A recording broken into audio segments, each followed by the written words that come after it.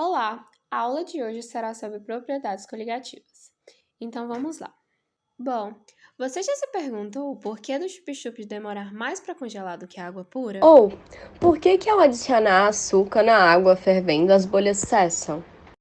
Isso ocorre devido às propriedades coligativas.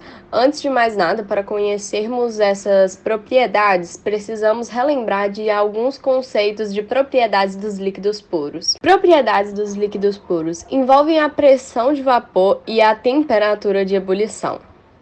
Temperatura de ebulição é a mudança de estado líquido para o gasoso. Já a pressão de vapor é a maior pressão exercida pelo vapor do líquido quando ele se encontra em equilíbrio dinâmico no líquido.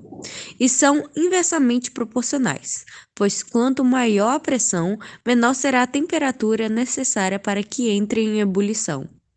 Sabendo disso, podemos então conhecer as propriedades coligativas. Propriedades coligativas são propriedades do solvente que serão alteradas pela adição de um produto não volátil. Mas o que é um produto não volátil? Bom, um produto não volátil é aquele que não evapora com tanta facilidade.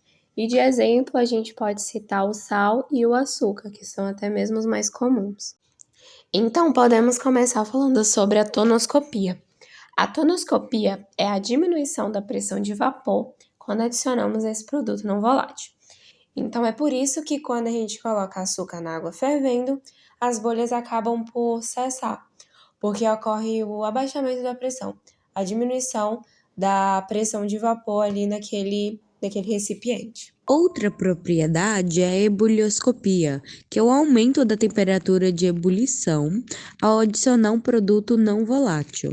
E está relacionado à tonoscopia, visto que ao colocar açúcar na água fervendo, é como se as partículas do soluto segurassem as do solvente, dificultando a ebulição.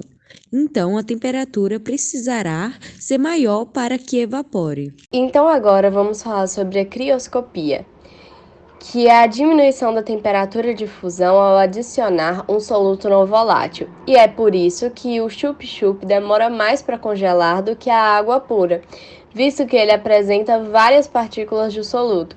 O mesmo ocorre quando se joga sal na neve, pois a temperatura de fusão diminui e ela derrete. E por último, temos a osmose, que é a passagem de um meio menos concentrado, que seria o meio hipotônico, para outro mais concentrado, hipertônico.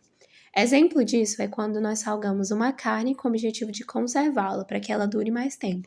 O que acontece, na verdade, é o processo de osmose, pois os micro-organismos presentes na carne perdem água para o meio externo, que no caso é o que se encontra mais concentrado com o sal, e acabam morrendo, permitindo então o conservamento da carne por muito mais tempo. Bom, pessoal, essa foi a aula de hoje. Esperamos ter esclarecido suas dúvidas e nos vemos no próximo vídeo. Até mais!